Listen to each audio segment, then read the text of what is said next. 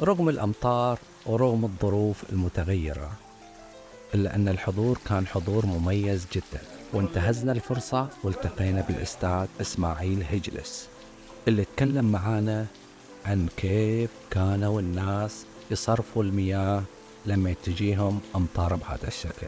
خلونا نشوف وإيش قال الأستاذ إسماعيل. نحن في بيت السني في جزيرة تاروت، يعتبر البيت من البيوت التاريخية في منطقة حي الديرة. طبعا لو نلاحظ الآن سقوط الأمطار يعتبر زي مثل السيل. معمار القطيف الأول كان ذكي جدا، مع العلم ان البيت نازل، لكن شوفوا مجرى الماء وين يروح لأخفض نقطة في البيت اللي هو السراقة أو الرشية أو البير. وفي مخرج ثالث جميل جدا يعملوا باب ثاني للجهة المقابلة لخارج البيت لخارج السور.